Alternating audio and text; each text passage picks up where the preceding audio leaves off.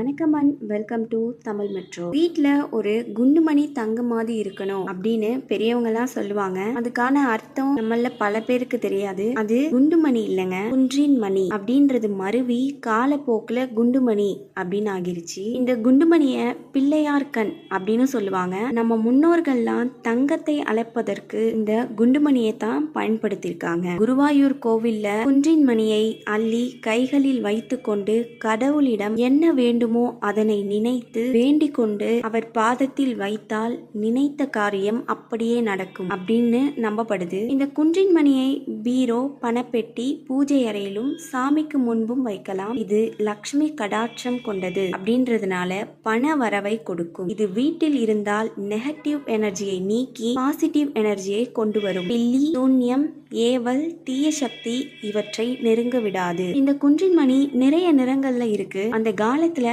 12 வண்ணங்களையும் குன்றின் மணி இருந்ததா சொல்லப்படுது. அதுல முக்கியமானது கருப்பு சிவப்பு சேர்ந்த குன்றின் மணி. இந்த கருப்பு சிவப்பு சேர்ந்த குன்றின் மணி மகாலட்சுமி வாசம் செய்வதனால் அதிகமாக பயன்படுத்தப்படுகிறது. கருப்பு குன்றின் மணி வட மாநிலங்களில் ராஜஸ்தான் போன்ற இடங்களில் மட்டுமே கிடைக்கும். இது கருப்பு நிறத்துல இருக்கிறதுனால காளியின் சொரூபமாக கருதப்படுது. பில்லி, சூன்யம், ஏவல், கண்திருஷ்டியை போக்கக்கூடியது. இந்த குன்றின் மணியை ஒரு சிகப்பு துணியில் கட்டி வீட்டு வாசலில் கட்டினால் கெட்ட சக்தி நெருங்காது. வெள்ளை நிறத்தில் இருக்க குன்றின் மணியை சரஸ்வதிக்கு உகந்ததாகவும் பணப்பிரச்சனை, வியாபார பிரச்சனை, வறுமை இவற்றெல்லாம் சரி செய்யக்கூடியது அப்படின்னு நம்புறாங்க. தொடர்ந்து தோல்வி அடைபவர்கள் இந்த வெள்ளை குன்றின் மணியை வைத்து அம்பாளை பூஜை செய்து வந்தால் வெற்றி கிடைக்கும். சிவப்பு நிற குன்றின் மணி எதிர்மறை எண்ணங்களை போக்கக்கூடியது. சில பேருக்கு எப்போதுமே தன்னை சுற்றி இருப்பவர்களுக்கு ஏதாவது கெட்டது நடந்துருமோ, அப்படி இல்லைன்னா நமக்கு ஏதாவது கெட்டது நடந்துருமோ அப்படின்னு எப்பயுமே ஒரு எண்ணம் இருந்துட்டு இருக்கும். அந்த கெட்ட எண்ணங்களை நீக்கி நல்ல எண்ணங்களை